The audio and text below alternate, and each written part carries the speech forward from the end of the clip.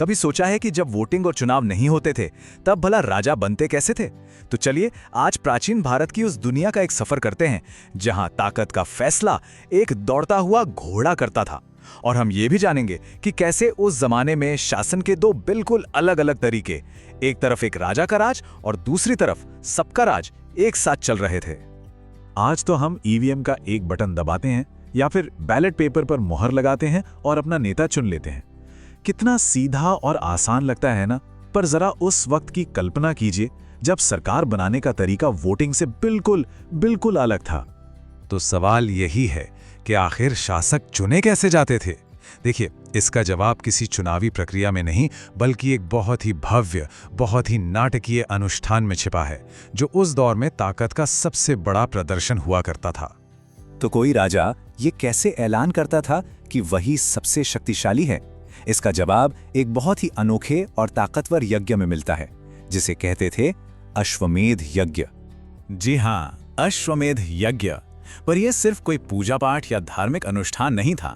नहीं, ये तो पूरे इलाके के राजाओं के लिए एक खुली चुनौती थी, एक तरह का ऐलान कि मैं सबसे शक्तिशाली हूं और अगर किसी को शक है तो मुझे रोक कर दिखाए। इसकी प्रक्रिया सुनने में तो सीधी लगती है, पर दांव बहुत बड़ा था। एक सजे धजे खास घोड़े को पूरे 1 साल के लिए आजाद छोड़ दिया जाता था। अब ये घोड़ा जिन जिन राज्यों से गुजरता, वहां के राजा के पास बस 2 ही रास्ते होते थे। या तो घोड़े को रोको और युद्ध के लिए तैयार हो जाओ, या फिर चुपचाप उसे जाने दो और अपनी हार मान लो। और अगर वो घोड़ा साल भर बाद बिना किसी रोक टोक के वापस आ गया तो समझिए उसे भेजने वाला राजा चक्रवर्ती सम्राट बन गया। इस महायज्ञ के दौरान राजा ही सबका केंद्र होता था। वो किसी ऊंचे सिंहासन या फिर बाघ की खाल पर बैठता था। उसका सारथी, जो युद्ध के मैदान में उसका साथी और गवाह होता था, उसकी जीत और बहादुरी के किस्से गा गा कर सुनाता था। मतलब पूरा माहौल ही राजा की शक्ति का प्रदर्शन होता था।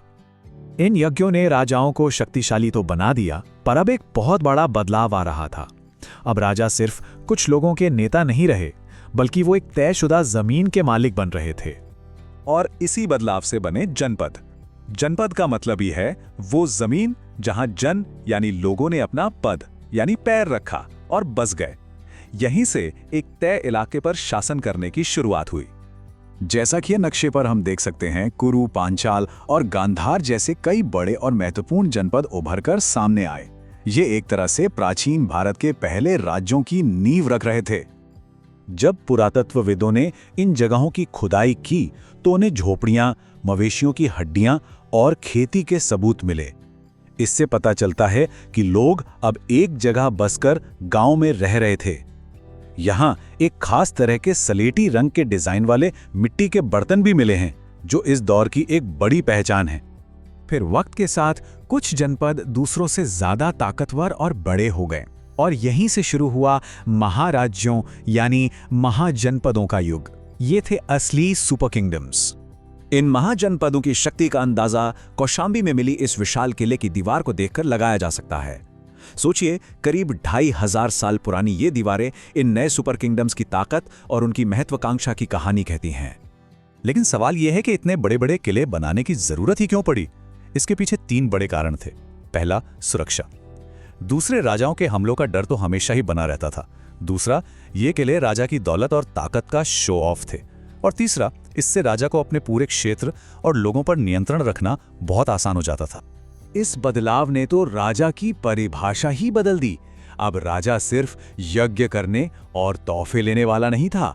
नहीं, महाजनपद का राजा एक असली एडमिनिस्ट्रेटर था, जो बाकायदा टैक्स वसूलता था और अपनी एक परमानेंट सेना भी रखता था। और अब हम पहुंचते हैं इस कहानी के सबसे दिलचस्प हिस्से पर। इसी दौर में एक ही समय पर शासन की 2 बिल्कुल अलग अलग प्रणालियां मौजूद थीं।